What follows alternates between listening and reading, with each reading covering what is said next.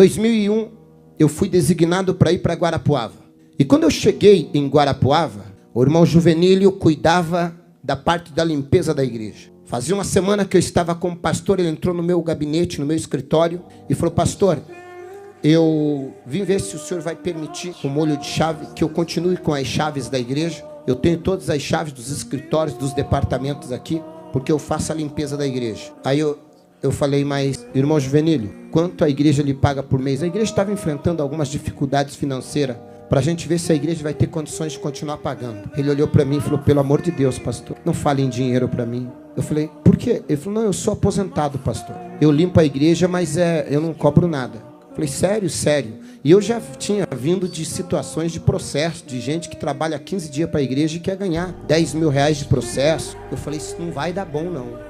Quanto tempo faz? Ele falou: faz uns 3, 4 anos, desde que me converti. Eu falei: se esse irmão levar a igreja na justiça... Quantas vezes o senhor limpa a igreja? Ele falou: quase todo dia eu venho de manhãzinha limpar. Eu falei: piorou. Eu fiquei pensando na minha cabeça. Mas eu falei: tá bom, irmão, pode seguir então. Eu falei: eu vou observando.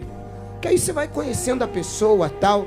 Aí, todo dia, 7 horas da manhã, ele tinha um Fiat Uno 147. Ele encostava o Fiat Uno dele lá e ia lá limpava a igreja. Eu vinha pro culto segunda, quarta e sexta. 8 horas da manhã eu chegava na igreja, o irmão Juvenílio olhava para mim e falava: pastor, agora eu posso ir, está tudo limpinho. Ele entrava nos escritórios, limpava tudo, ia no altar, passava pano em tudo, deixava tudo limpo. E na época era banco de madeira, envernizado. Ele vinha, passava pano, limpava, deixava tudo limpinho. E aí ia para casa, voltava, resolvia os problemas dele pela manhã, voltava no culto da tarde. Eu fui tentando identificar se ele tinha algum perfil de amanhã ou depois levar a igreja na justiça. Eu nunca vi ele reclamando de nada. Eu falei: mas vou ficar atento. Até que um dia ele entrou no meu gabinete e falou assim: pastor, eu queria lhe pedir uma autorização. Eu falei: pois não. Ele falou: pastor, me perdoe, mas eu fiz de tudo para poder mudar um horário de consulta.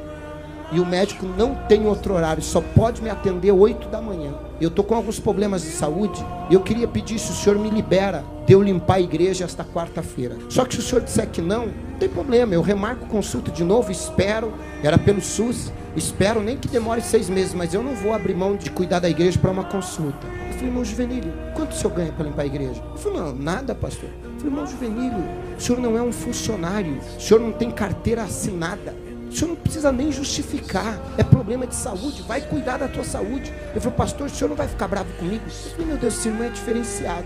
Eu falei: tem gente que arruma ganhando, arruma desculpa para não ir.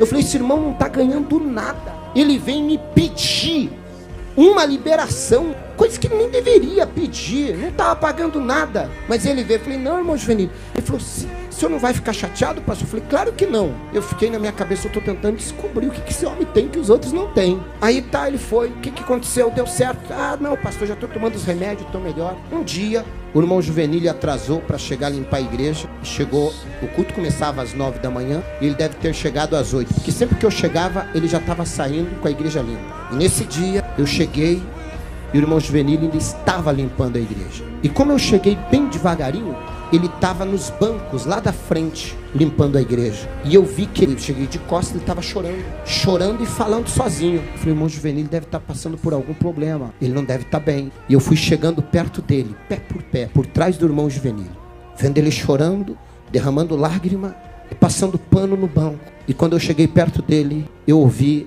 a oração de alguém que realmente serve a Deus. E ele estava assim: Senhor, eu era um bêbado, minha família ia se perder, eu não valia nada. E a Bíblia diz, antigamente, só podia entrar no teu santuário os levitas para auxiliar na limpeza, mas no Santo dos Santos, só o sacerdote. E o Senhor me deu a oportunidade de poder limpar até o teu altar, aonde o teu servo vai pregar. Eu, um bêbado, estaria morto se não fosse o Senhor. E agora o Senhor me dá o privilégio de limpar o teu templo, o teu santo templo. Isso é um privilégio que não tem dinheiro que pague. E aí ele orou e falou: Senhor, quem sentar nesse banco seja alcançado por cura. Usa o pastor Alexandre hoje por milagres, para que ele seja usado, para que que vidas sejam impactadas, para que eles também encontrem a alegria que eu encontrei em Ti, para que eles também encontrem a paz que eu encontrei no Senhor, para que eles encontrem a vida que eu encontrei no Senhor. E Ele continuou limpando. Eu falei: Senhor, eu preciso me converter. O culto não era eu que estava fazendo, era Ele que estava preparando.